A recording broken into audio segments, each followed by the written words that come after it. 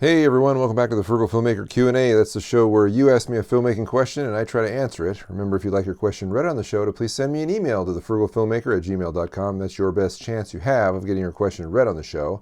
Or you can comment below, or you can send me a message on Twitter at Frugal Filmmaker. So you may have noticed that I didn't have a video last week, and that's because I've been working on the Frugal Stabilizer 3 video, and while I was testing the Frugal Stabilizer 3, it fell apart a couple times because of a design flaw that I recently discovered, so I have to go back to square one and reassemble it the way it was originally assembled. But in order to do that, I have to reorder some parts which I no longer had because I'd modified the current ones. Anyway, as a result, there was just no video last week. So I apologize for that, and I know things don't always work out the way I planned them, like life, but hopefully I can get back on track and avoid having that happen in the future. Our first question comes from email from Emery Sly, who says, any advice on helping the talent remember their lines while performing? Do you do a dress rehearsal before shooting? Now, to answer your question, I would just like to say that there is nothing wrong with expecting your actors to show up on set with their lines memorized. If they want to be actors, they will master the skill of having to memorize their lines. It's really important. If they end up going on a professional gig, they'll be expected to have their lines memorized. So there's nothing wrong with them practicing by having their lines memorized when they come to your shoot, even if you're not able to pay them anything. I realize, hey, it's not a professional situation. You can't really expect them to act like professionals, but you know what? You should expect them to act like professionals if they want to be professionals. And if you want to be a professional, you act like a professional too. It doesn't mean you berate them or be mean to them or anything like that if they don't have their lines memorized, but I would encourage them strongly to memorize their lines before they come to the set, because that's one less thing you have to deal with as the director. If they are non-professionals or non-actors or just your friends or family and don't really want to be actors, but you've coerced them into being into your movie, now that's a different situation. You might have to extend them some sort of slack on set. Now, I don't recommend using cue cards or anything like that, but you might have to feed them lines, maybe one sentence at a time, and then you have to construct a performance in post.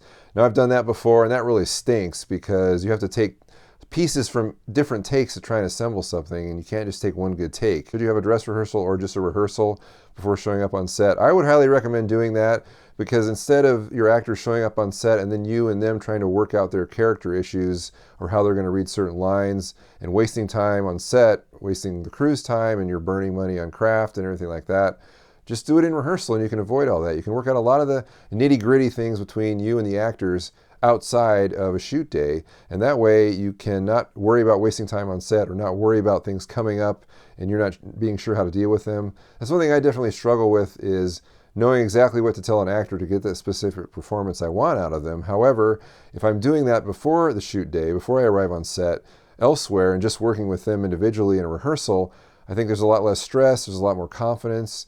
You guys can talk back and forth and not worry about everyone breathing down your neck, like the assistant director, for example, wanting you to move on to the next take. So things like that are just good to remember. I think there's nothing wrong with doing rehearsals, and it does take a little bit more time and maybe a little bit more money, but it's worth it, in my opinion. All right, next up is a question from Twitter from Matt, who says, would a blue yard tarp or a green drop cloth bounce too much light for chroma key work?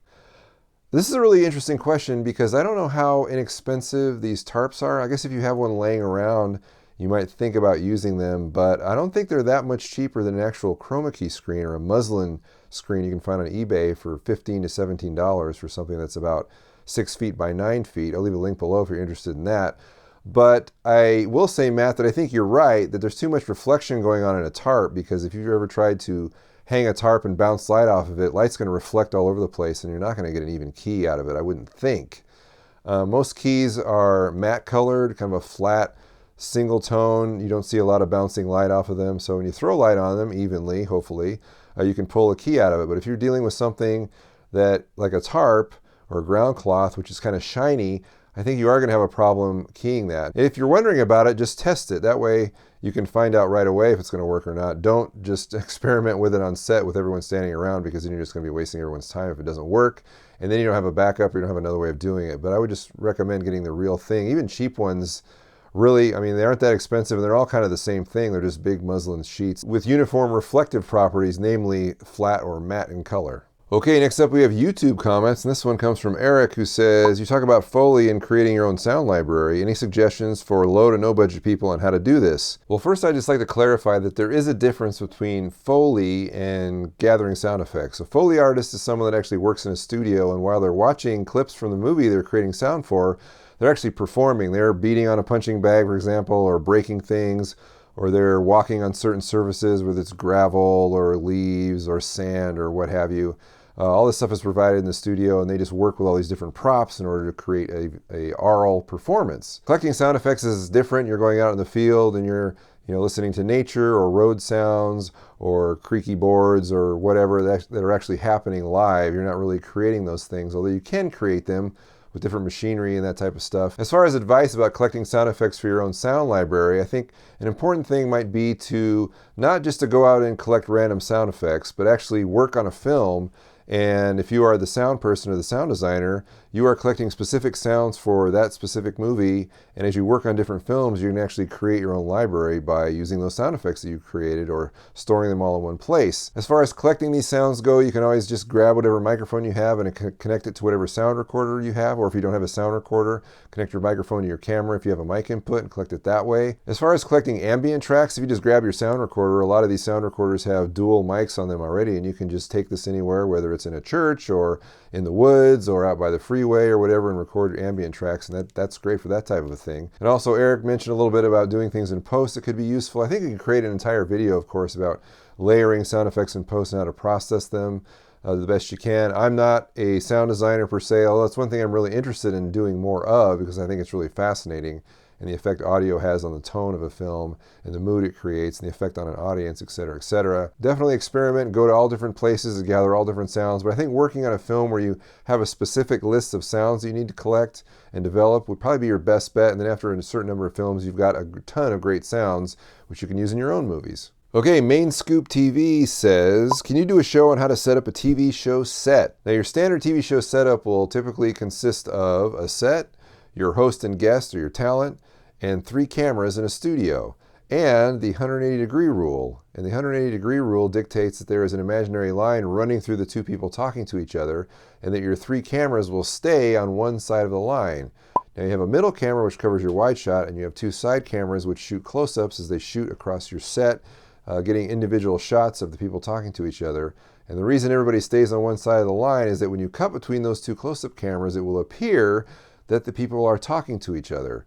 Now, if you cross that line, or cross the 180, or break the 180, or cross the axis, as it's sometimes known as, and you try and cut between those cameras, things will look funny because the people will be looking in the same direction, and that doesn't look right. Now, this also takes place in film, and normally when you see people breaking the 180, it's a mistake, and it's kind of an amateur mistake, but sometimes it's incorporated to create uneasiness or a weird feeling because it just doesn't look right when you cut between 2 close-ups and the people that are supposed to be talking to each other are looking in the same direction. It's kind of weird. But if you're doing just a normal TV show setup and you're doing it in a studio, you're not going to be able to cross that line anyway. But sometimes it happens in a single camera setup because you do shoot scenes with people talking to each other and you incorporate the 180 rule, and so it's important to know what that is. But especially in a 3 camera setup, those cameras are never going to move beyond that line. And normally, in a situation like that, those cameras are all cut between live. It's a video switcher cutting between those live sources. But you can also do it in post, which might be what you're doing. You're just going to have your own 3 cameras.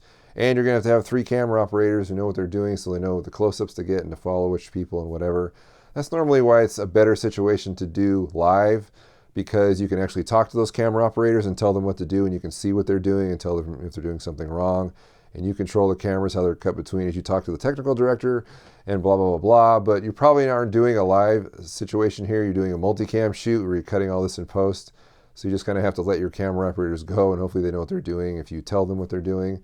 But that's the basic idea. You've got 3 cameras, you've got 2 people talking to each other, and you've got the 180-degree rule, or that imaginary line running in between them, so you know where your camera should go and where they shouldn't go. And finally, we have Paul Donovan who asks, why are you slouching in these videos? Well, I think in this situation, it's just because this is the best possible shot in this room, and to get my head and large body in this shot, I do have to kind of slouch or actually lean back. I'm actually reclined right now. I'm not really slouching, but it might appear that I'm slouching because of the camera angle and the way my clothes fall. But in the recent past, I've stood a lot. I stood in my kitchen in Arkansas, and then I stood recently when I was in Utah. And I think that actually creates a better presentation. But in this situation right here in the laundry room studio, this is the best possible angle. And for me to actually fit in frame and to create a somewhat pleasing shot, I have to kind of lean back or recline. Although come to think of it, I think I might try standing just to see what happens. So let's just try that for fun. Ooh, ow. least it's smaller than I thought. Well, that's all the questions we have this week. Remember, if you'd like your question read on the show, to send me an email to thefrugalfilmmaker@gmail.com. That's your best chance you have of getting your question read on the show. Or you can leave a comment below, or you can send me a message on Twitter @FrugalFilmmaker. Now, remember, later this week we'll have an official Frugal Filmmaker video, and the following Monday, another Q&A. I think I'm going to sit back down now.